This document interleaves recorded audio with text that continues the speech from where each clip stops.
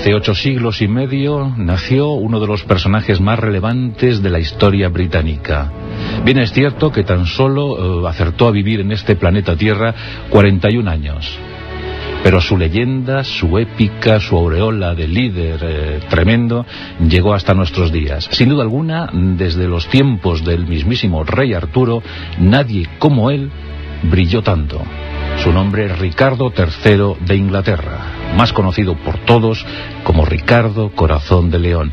Y en su blasón heráldico lucía orgulloso ese asunto de los leones. 3 leones bajo una corona. Y al fondo, la épica, la aventura, la hazaña y una melena rubia ondulada que surcaba las tierras santas, y desde allí, desde San Juan de Acre, levantó su bandera para proclamar que él, y solo él, era el llamado para la gloria, Ricardo Corazón de León. Uno de los héroes de esa tercera Santa Cruzada. Durante casi 2 siglos, la cristiandad se empeñó en 8 cruzadas en recuperar las tierras por las que anduvo Jesús de Nazaret. Fue un empeño estéril, fútil, inútil. Miles de soldados, miles de hombres y mujeres murieron en ese intento de recuperar Oriente Próximo. Fue imposible. Hombres como el sultán Saladino se lo impidieron. Pero lo cierto es que en esta tercera cruzada, en la que se emplearon a fondo las tropas del británico Ricardo Corazón de León, hubo un pacto entre caballeros. Saladino y Ricardo cruzaron sus miradas, unieron sus manos y establecieron un camino franco para los peregrinos hacia Jerusalén. También es verdad que Ricardo no quiso entrar en Jerusalén jamás.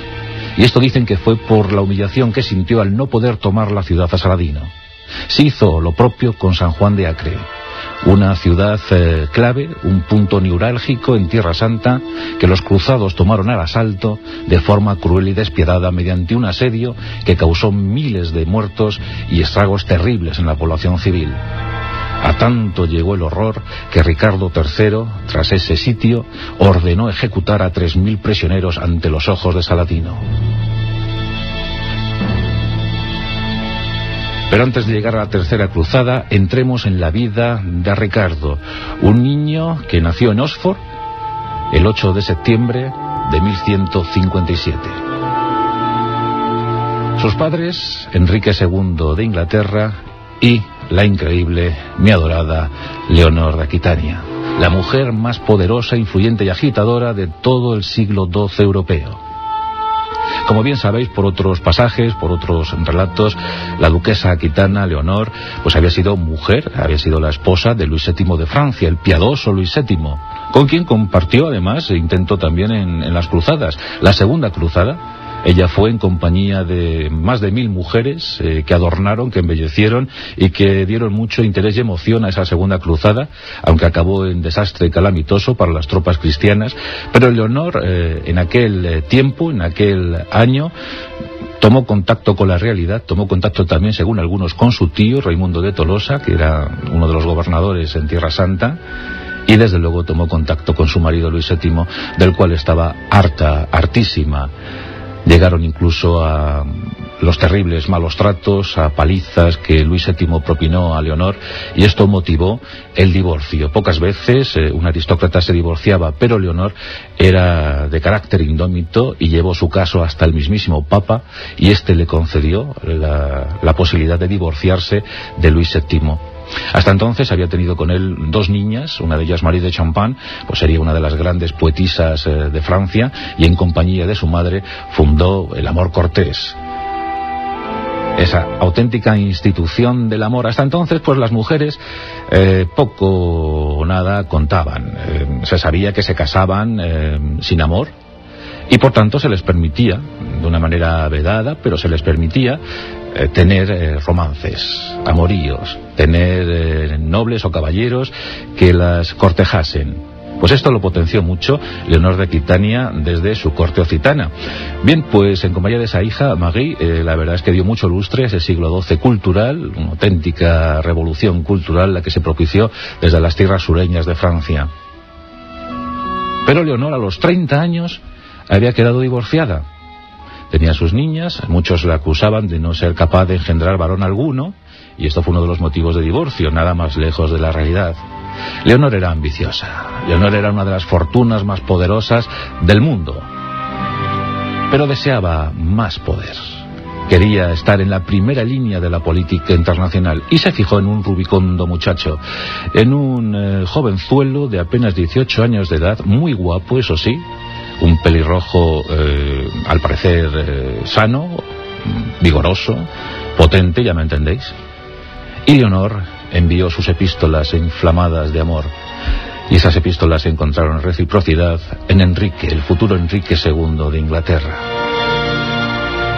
Y a tanto llegó el amor, a tanto llegó la epístola, que en 1152, cuando Leonor contaba 30 años, se casó por segunda vez con un rey. La 2 veces reina de trovadores y reina también en Francia y en Inglaterra. Y su amante esposo, Enrique II, se dispuso a tirar por tierra toda la leyenda negra que se cernía sobre Leonor. Y no uno, sino 5 varones engendraron, otras 3 féminas, 8 hijos en total. Vamos, que Leonor estuvo pariendo hasta los 44 años de edad. Nació Guillermo, nació Enrique el joven, nació Matilde, nació Ricardo, nuestro Ricardo, nació Godofredo, nació Juana, nació Leonor y nació Juan. 8 hijos en total. Las cosas, la verdad es que se ponían de cara para la Aquitana, y desde luego de una educación exquisita a sus hijos. Se fijó sobre todo en Ricardo. Ricardo era su favorito. Y a tanto llegó la cosa, en principio no se pensaba que Ricardo pudiese reinar, había muchos antes que él, pero Leonor, como quería especialmente a este niño, le instruyó en lo más sofisticado de la cultura del momento. Y fijaos el dato, Ricardo hablaba muy mal el inglés, porque con su madre se comunicaba en la lengua de Ob, la lengua vernácula de Aquitania, y también en francés. Hablaba mucho mejor el francés que el inglés. Qué paradoja, ¿verdad?, para el llamado a ser uno de los reyes más influyentes y carismáticos de Inglaterra.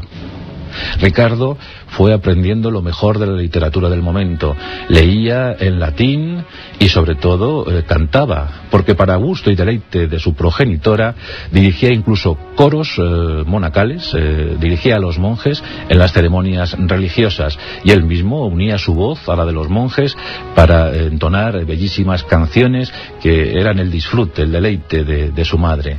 Leonor de Aquitania no podía estar más feliz. Pero los hijos mayores sucumbieron. Era una constante en la Edad Media. Guillermo lo hizo, el primero, después Enrique el joven, y esto dejó el camino expedito para que Ricardo asumiese algún día la corona de Inglaterra bajo la égida, bajo el nombre de Ricardo III. Y era llamado, como decía, Corazón de León, por su larga y ondulada melena rubia. Era un muchacho guapísimo que, para desesperación de sus padres, no se fijaba o no se terminaba de fijar en las bellas mozas, en las grandes cortesanas, en las aristócratas que podían ser pretendientes a desposarse con él. Bueno, pues no, parece que en cambio le gustaba más fijarse en los muchachitos, en los trovadores o en los nobles de aquella zona. En fin, esto era un pequeño problema, un pequeño inconveniente para la sucesión a la corona británica. ¿Qué pasaría? ¿Cuál sería el fin de Ricardo III de Inglaterra?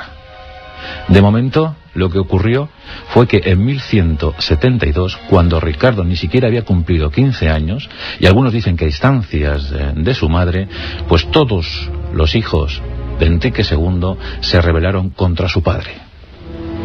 Fue una conjura tremenda, urdida intramuros, y la verdad es que el padre fue pues muy justo, porque tras desbaratar todo el complot, tras poner en solfa a los hijos y provocarles muchas derrotas, les perdonó. Yo creo que no quedaba otra. supo que era eso, o descabezar a sus hijos, o acabar con su prole, y esto fue un dato terrible, porque lo que se hizo fue romper con Leonor, con su mujer. Ya estaba harto de todas las inclemencias dialécticas que le propinaba Leonor de Aquitania. Estaba harto de, todas las veces que se metía en tierra peligrosa. Leonor de Aquitania le gustaba mucho pues dirigir los asuntos, estar en primera línea de opinión también, y ser incluso más reina que el rey. Claro, Enrique II esto no lo podía consentir, y envió a Leonor a sus territorios ancestrales. Y ahí fue donde se creó lo que contábamos antes, ese corte del amor cortés, con esos 31 preceptos, 31 leyes que maravillaron a Europa, con esos torneos de poesía, con esas justas ante el tribunal del amor cortés. En ese tiempo, 16 años, la verdad es que Leonor de Aquitania no perdió la oportunidad de seguir fomentando la cultura, y de hecho, pues gracias a ese exilio forzoso, se recuperó la tradición artúrica. Leonor llamó a Chrétien de Troyes, a André Chapelain, llamó a los grandes trovadores del momento. No olvidemos que ella era hija del primer trovador. La verdad es que los trovadores eran los que se movían en ambientes palaciegos, mientras que los juglares eran populares, eran contadores de historias populares. Bueno, pues Guillermo de Aquitania, el abuelo de Leonor, está considerado uno de los primeros trovadores. Bueno, pues eso Leonor lo llevó muy a gala y se lo inculcó a su hijo Ricardo. En este tiempo de exilio, Ricardo estuvo muy pendiente de su madre, adoraba a su progenitora, y a tal punto llegó la cosa que incluso están enterrados juntos, eran como uña y carne. Los hijos mayores de Enrique II y Leonor habían fallecido. Ricardo solo esperaba que su padre hiciese lo propio, y esto por supuesto ocurrió. El óbito real dio paso a la sucesión, y así llegamos al 3 de septiembre de 1189. Ricardo va a tomar posesión del trono. Va a ser uno de los acontecimientos más celebrados, más recordados de toda la historia medieval.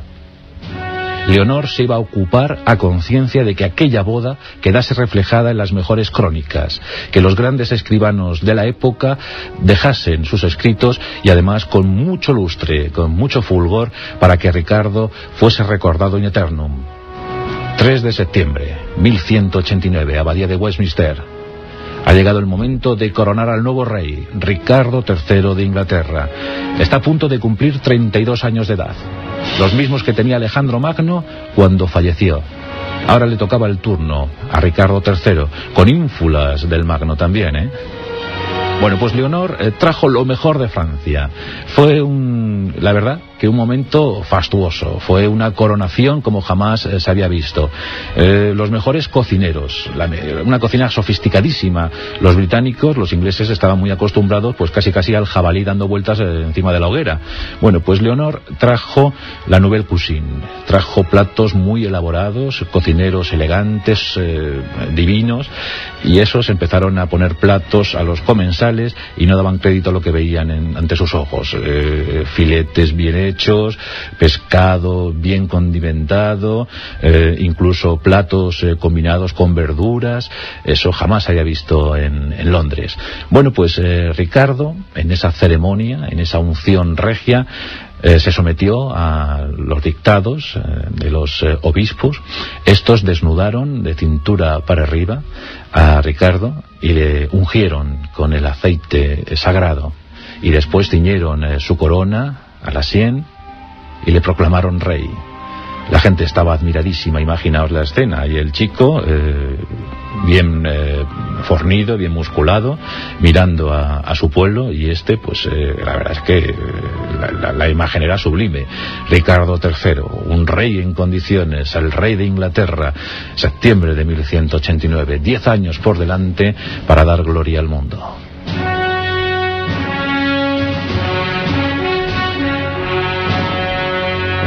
Pero como comentábamos, Ricardo era de natural inquieto y buscaba aventuras, buscaba gloria, había leído muchísimo. Su madre le había estimulado a tal punto que necesitaba ser el héroe que su madre ambicionaba. Y por eso, cuando se proclamó la Tercera Santa Cruzada, Ricardo vio la ocasión de su vida. Y en esa cruzada no iban a ser pocos los intervinientes. Ahí estaba Barbarroja, el emperador germano. Ahí estaba Felipe Augusto, el rey francés, amigo íntimo, intimísimo de Ricardo. Y por supuesto ahí estaban las tropas británicas dirigidas por su propio rey Ricardo. El objetivo, recuperar Jerusalén. El objetivo, vengar la afrenta sufrida por las tropas cristianas 2 años antes en los Cuernos de Hattin. Allí, las hordas de Saladino habían diezmado a un ejército cristiano. Había que vengar la afrenta, había que recuperar de una vez por todas Jerusalén. Los cristianos no iban a dejar pasar semejante oportunidad. Y se fueron organizando las tropas. Por ejemplo, los británicos aportaron 120 buques, 100 de transporte, 20 de guerra. Los franceses, que no tenían armada, tuvieron que alquilársela a los genoveses. Aquella iba a ser una oportunidad definitiva. Las huestes se empezaron a organizar en el sur de Italia. El propio Ricardo partió de Marsella sin esperar más a su flota, impaciente por entrar en combate. Pero todo se demoraba en demasía. Y por supuesto, aquí tenemos un enfrentamiento, un versus entre Felipe Augusto de Francia y Ricardo III de Inglaterra. Hasta entonces, algunos apuntaban que incluso habían sido amantes, pero Felipe Augusto no pasaba por alto que Ricardo no se había querido desposar con su hermanastra Alice, una de las hijas naturales de Luis VII. Bueno, estas cuestiones y la falta de organización, o ver quién encabezaba la arremetida contra los musulmanes, supongo que muchos asuntos de celos, todos pendientes de esa gloria pretendida. El caso es que Ricardo III y Felipe Augusto rompieron relaciones. Para mayor tragedia de aquella cruzada, el propio Barbarroja murió ahogado en un río. Ocurrió en 1190. Intentaba vadear ese río, el agua le llegaba por la cintura, perdió el pie, cayó y, víctima del peso de la armadura y del sudor que entró en contacto con el agua fría, pues el emperador, el genial emperador germano Barbarroja, Federico Barbarroja, perdió la vida víctima de un infarto de corazón. Por tanto, la cruzada, la tercera cruzada, había sido descabezada ya en sus orígenes. Saladino, como es obvio, se frotaba las manos. De la primera atacada, 2 de las huestes habían quedado desarboladas. Pero ahí estaba Ricardo III de Inglaterra. ¿Qué haría? Mientras tanto, su inquieta madre, Leonor, no perdía el tiempo y había buscado un buen apaño para el matrimonio de Ricardo. Ricardo se tenía que casar, fuera de la condición que fuera, Ricardo se tenía que casar. Y buscó a una bellísima navarra llamada Berenguela, hija del rey Sancho IV, una muchacha, dicen, excepcional, de cualidades evidentes, y Leonor pensó en ella para desposarla con su hijo Ricardo. No era mal partido.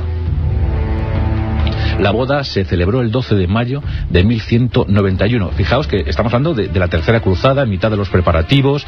Los ingleses incluso tuvieron que tomar al asalto la isla de Chipre. Allí sus gobernantes, la verdad es que no se portaron bien con los cruzados, y Ricardo optó por tomar la isla en combate. Esta isla es muy curioso porque después se la vendería a los templarios, a la orden de los templarios.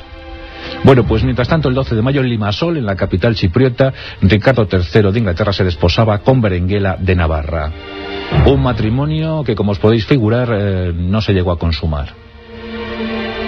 De hecho, Berenguela nunca pisó suelo inglés. Vivió en Occitania, vivió en las tierras de su suegra. Allí estuvo. Y Ricardo partió a la guerra. Ahora sí, Oriente Próximo se presentaba ante él. La Tierra Santa. La tierra en la que predicó Jesús de Nazaret. Los soldados británicos, la hueste multinacional, se preparó para el combate. Había llegado el momento del todo o la nada. Y la verdad es que batallas no faltaron. Se medían 2 genios, 2 valientes, 2 audaces. De un lado Saladino, el mítico Saladino, el hombre más carismático que había dado el Islam desde Mahoma. Y por otro, Ricardo, dispuesto a arrebatarle la gloria. El momento clave, el punto neurálgico, se dio en San Juan de Acre, una importantísima localidad que quedó asediada por las tropas británicas. Durante meses los estragos se cebaron en la población. Los defensores intentaron custodiar la plaza encomendada, pero fue imposible. Y como comentábamos en este relato, Ricardo, para mostrarle a Saladino su poder, ordenó ejecutar uno a uno a los 3.000 prisioneros que tomó de San Juan de Acre. Fue un hecho trágico, una masacre que nunca debió darse. Lo cierto es que Saladino, precavido y conocedor que a Ricardo apenas le quedaban tampoco fuerzas ni resuello para tomar Jerusalén, optó por el acuerdo. Como digo, algunas lenguas hablaron incluso de un pequeño romance entre ambos personajes, sin confirmar este dato. Pero la verdad es que esa tregua se firmó, y Ricardo obtuvo de Saladino la posibilidad de que todos los peregrinos cristianos que así lo quisieran pudiesen transitar libres hasta Jerusalén. Este acuerdo se cumplió durante años. Por tanto, la tercera cruzada terminó en tablas, pero Ricardo era ya un héroe. Decidió regresar a su querida Inglaterra, y lo hizo sabedor que había muchos enemigos al acecho. Uno de ellos, el duque de Austria, Leopoldo. Leopoldo odiaba a Ricardo. ¿Y por qué? Había participado en esa tercera cruzada, pero parece que la combatividad de los austríacos y de su líder Leopoldo no había sido pues la deseable, y Ricardo, en un arrebato de furia, cogió el pendón de Leopoldo, cogió el estandarte de guerra de Leopoldo y lo lanzó al suelo para pisotearlo de forma humillante. Esto Leopoldo jamás se lo perdonó, y por eso esperaba. Ricardo tenía que transitar por esas tierras centroeuropeas y, a tal fin, para evitar ser demasiado visto, se disfrazó de mercader. Pero los hombres de Leopoldo le conocían y consiguieron arrestarle. La noticia circuló por toda Europa. El rey inglés preso de los austriacos. Leopoldo entregó al emperador Enrique VI a su rehén, a su preciado rehén. Y al emperador no se le ocurrió otra cosa sino pedir un rescate que a todas luces se antojaba imposible de recaudar. Nada más y nada menos que 150.000 marcos. Esto era el equivalente de unos 34.000, kilo arriba, kilo abajo, 34.000 kilos de plata fina, de la buena. 34.000 kilos de plata, varias veces el presupuesto del Estado inglés. ¿Y por qué pidió un presupuesto? ¿Por qué pidió un rescate tan elevado? Bueno, pues aquí entra también el complot. En el tiempo de ausencia de Ricardo III de Inglaterra, su hermano Juan, llamado sin tierra por la exigua renta, los pocos títulos que su padre le dejó en herencia, bueno, pues Juan asumió la regencia, asumió el mando del país, y cuentan que estuvo conspirando en compañía de Felipe Augusto, quien también, como os podéis figurar, no tenía mucho cariño por Ricardo en ese momento, pues estuvo conspirando con él para que el emperador germano no liberase jamás a Ricardo, o en su defecto que lo hiciese desaparecer. Bien, todo hacía ver que esto iba a ser así, porque la fortuna era tremenda, pero hombre, nos hemos olvidado de Leonor de Aquitania, jamás, y de Berenguela de Navarra también intervino, Berenguela desde las tierras francesas, y Leonor recorriendo castillos, posadas y sobre todo negocios de mercaderes y prestamistas hebreos para recoger esa cantidad enorme de plata. Bueno, pues tardó 2 años, pero lo consiguió, y el rescate fue pagado, 1194. Ricardo Corazón de León, quien se habían granjeado además la amistad del emperador germano y la consideración de sus nobles y obispos, pues Ricardo Corazón de León regresa triunfal a Inglaterra. Su rescate se ha pagado. El tesoro ha quedado esquilmado, pero Ricardo vuelve a Inglaterra y, para mayor inri de sus enemigos, se vuelve a coronar. El pueblo está entusiasmado. En esta época, por cierto, es donde se recoge la historia de Robin Hood, ¿verdad? Con Juan sin tierra y todo aquello. Y en contra de lo que se pueda pensar, Ricardo no se vengó en carne de su hermano. Él simplemente dijo, por mi fe, que no puedo matarle. Era su hermano, era su sangre, y confiaba en él. Entendió Ricardo que eran otros los que habían empujado a su hermano a actuar de aquella forma. Formó un ejército, una gran hueste, y sometió a los diferentes señores feudales, castillos, que habían sido enemigos suyos. Fue implacable, cruel una vez más. Pero Juan sin tierra quedó a salvo. Para fortuna de Inglaterra, porque este rey, aunque pérfido, pero fue el que firmó, el que rubricó uno de los documentos más importantes de la historia británica, nada más y nada menos que la Carta Magna. Esta la firmó Juan sin tierra, pero cuando fue rey años más tarde. Bueno, pues Ricardo, dispuesto a reconciliarse con su hermano, de quien pensaba servirse para otras cuestiones, pues le dio algunos condados. Por eso ya lo de Juan sin tierra no tenía sentido, porque por ejemplo le dio el condado de Nottingham. Antes hablábamos de Robin Hood, pues este condado fue dado por Ricardo Corazón de León a su hermano Juan sin tierra.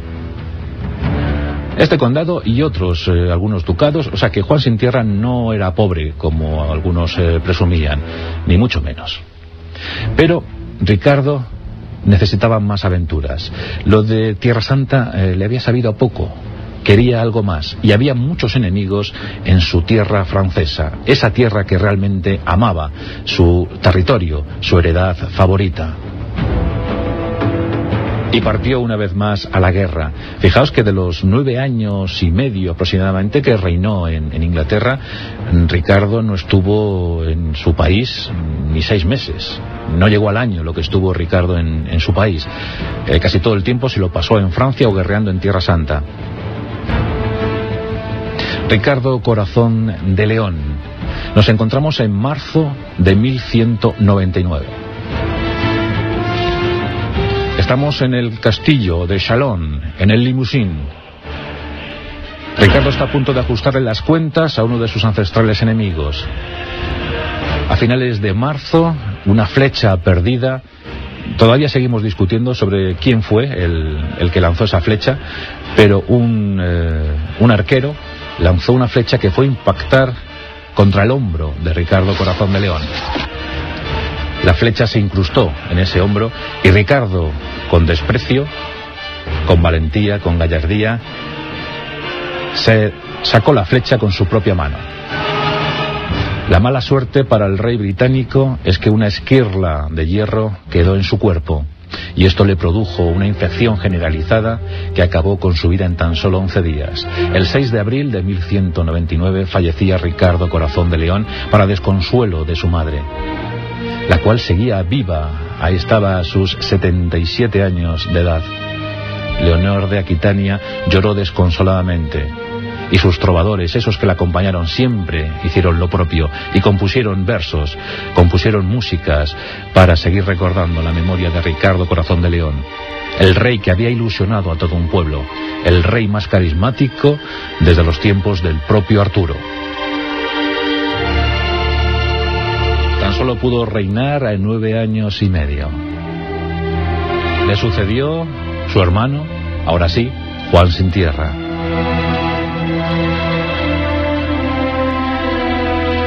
La verdad es que los hijos de Enrique II, los 8 hijos de Enrique II y Leonor de Aquitania, bien es cierto que Enrique II tuvo también hijos ilegítimos. Nos acordamos, por ejemplo, de su romance con Rosamunda Clifford. Bueno, pues la verdad es que estos hijos de Rosamunda Clifford compartieron incluso preceptores, instructores con los propios hijos legítimos del rey. Pero bueno, los hermanos de Ricardo no fueron muy privilegiados en la longevidad.